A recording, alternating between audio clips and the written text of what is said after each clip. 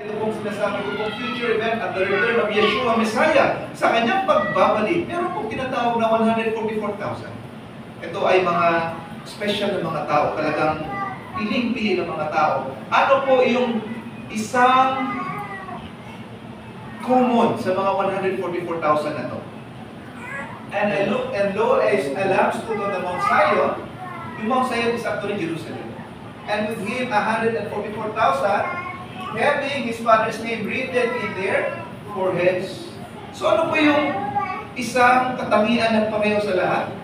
Yung pangalan ng Ama ay nakatatak sa kanila isip. Actually, forehead is actually refers to the mind. Ibig sabihin, itong mga 144,000 na ito, nandun sa isipan nila ang pangalan, the name of the Father written in their foreheads. Ibig sabihin, nasa isipan nila parati ang pangalan ng Ama. Question.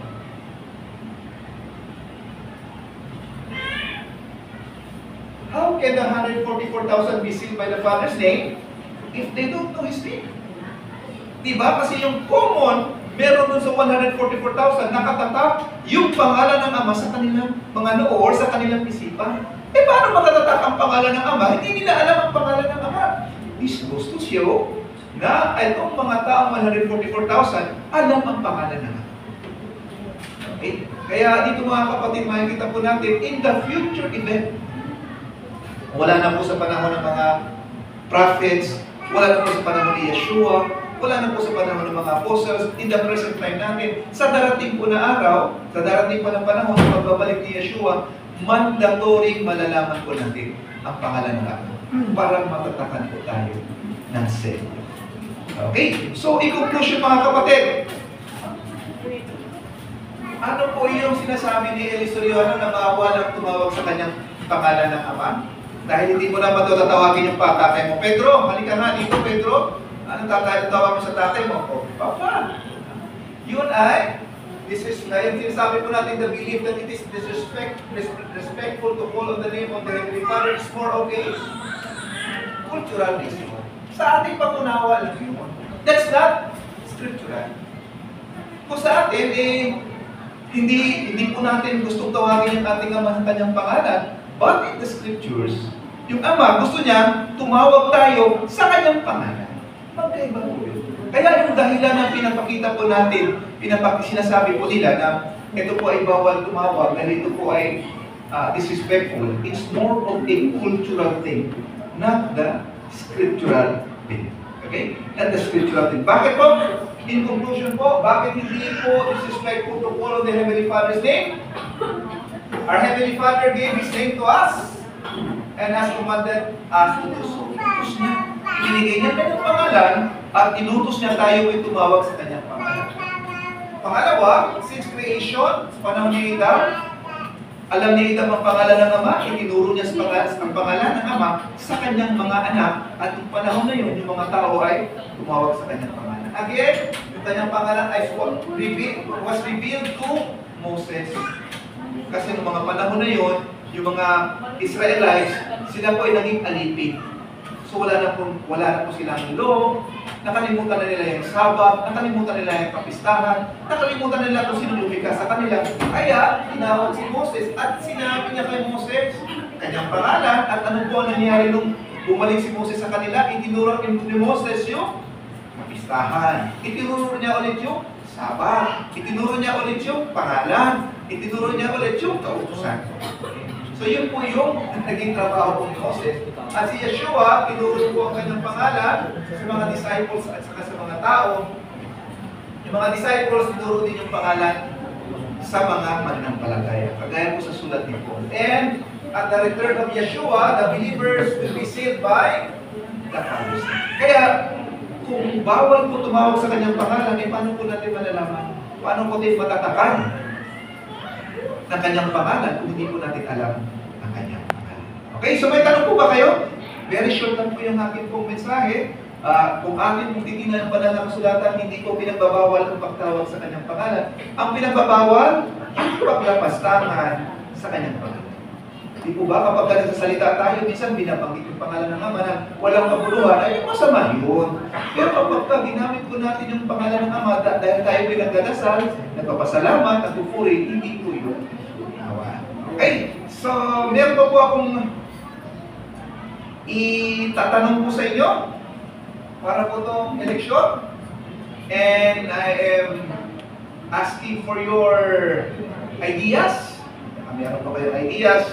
Let your voice be heard. Yan. Ano ba itong let your voice be heard ito mga kapatid? Meron po kaming plano na maglagay po tayo ng karatula dyan sa labas about the name Yahweh and Yeshua. Kasi sayang naman, maraming dumadaan, hindi naman nila, ano yan Yahweh? Yahweh sa simple in Yeshua, hindi mo nila naiintindihan.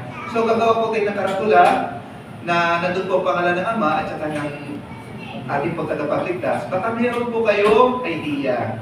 So let your voice be heard. Ito ba yung gusto nyo?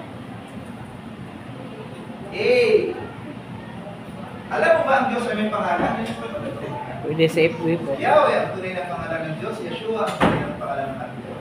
Ilalagay po natin dyan sa taas. Lagyan po ng ilaw. Meron din pong parang nakahang. Para malayo pa lamang nakikita na po ng ating pong simbahan. O ito yung B. Alam niyo ba ang Diyos pangalan? Yan. Or ito pong C. Pwede. C. Mas maganda ang C. Sino po ang nagsasabing A? Wala po ha. B. Meron bang may gusto sabihin? Or sa C? Oh, wow, mukhang yun na gusto. So, tama po ba na ito po, may idea po ba kayo? Mayroon po ba kayong suggestion? Kasi, ano lang siya, parang ganito lang din siya kalaki. Isusulat po natin, hindi naman natin pwedeng lagyan ng mga verses kasi masyadong mahaba. Yung unang tingin lang po talaga is alam nila yung pangalan Yahweh at ang pangalan Yeshua. Mas malapad. Meron po ba kayong dadagdag? Meron ba kayong idea? Or paano po ba may design po ba kayo? Kasi pagka natapos po natin to, umpisahan na po natin pagpapagawa. Ay, sige, brother Kirill. Ano po, Ter? Ilagyan sa sulat dyan sa ibabaw na Acts 4:12 saka Joel 2:32 para diretso yung Bible verse. Okay lang kaya? Or ano? Para kung sample na tignan mo po dito sa ganan. Sa Parang nilalagay dito, team natin. Parang may dalawang verse lang ba? Nagkunting sulat lang. Verse lang. Oh, verse lang po din.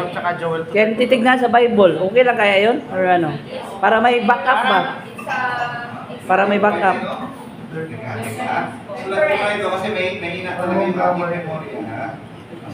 So, sabi ni Acts 4:12 din. Saka Joel 2:32 para diretso. Para masahin natin dito. Alam mo ba na ang Diyos at tagapagligtas ay may pangalan? Sige, sige. Oh, ikot ka, ano po yung ano yung... Wala mo na yung parang grammar niya eh. Kasi alam mo ba, dapat alam mo ba na Ang Diyos ay may pangalan. Okay. Tapos, kasi may Yahshua dyan and there, alam mo ba na ang Diyos Ay may at ang ating tagapagligtas ay may pangalan? Kasi Yahweh and Yahshua, medyo haba-haba din. yun lang, mababa lang siya. Kunti. Okay siya. Oh, palakihan. Saka may Bible verse. May Bible verse lang. Kita agad. Oh, mas maganda makita agad.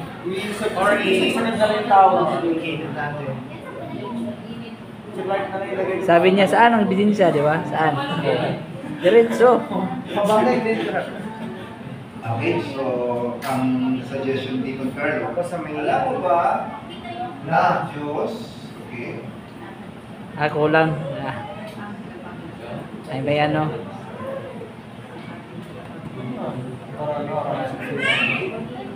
Kasi sa tanong sila eh, saan? Oh. Makita nila diretso. okay, ano natin na i-evaluate natin kung paano. So, meron pa kayong ano to? Meron pa mga suggestions sa inyo? May design pa ba kayong gusto ano to? Sige, Sister Ruth. Ako po sa fan lang, yung color ng fan po. Saka, Ay, oh. Yung fan. para madaling bawa na sa malayo, makita dito. Pag white kasi, pupasok na ang ganda, colored. Ay, yung yellow pa niya.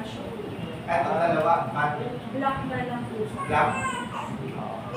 Tapos may... White background. Ay, pwede yan. Pwede background. Ano pinag Light colored. Signage, yung parang signage. Okay na yung white kasi may ilaw naman yan sa lalim. Kaya patagay-tagay siya. May ilaw to sa Hindi likod. yan sa lalim kasi signage siya eh. Hindi siya Or pwede lagyan ng lines yung yung lining na lang.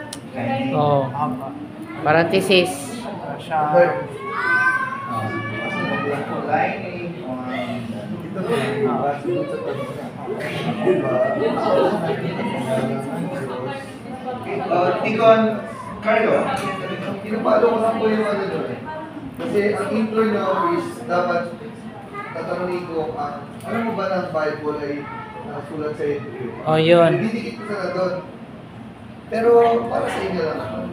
Alam mo ba ang tunay na pangalan ng Diyos at ang tagapagligtas Ay, galing sa Hebrew. sa wikang Hebreo? Wikang Hebreo. Yun ang tanong. Tapos yan ang sagot. Pero okay na rin yan. Sinabi ko lang. Para revise lang din, revise, revision. Revision. Na ang Diyos ay may pangalan siya. Pero sinasabi natin na sa Hebreo, na yun ang original pagsulat ng Bible, Yahweh at Yahshua. Ang Diyos ay may totoong pangalan na galing sa Hebrew. Pindi siguro. Anong artist natin edit paano sa labas? Tayo mo lang.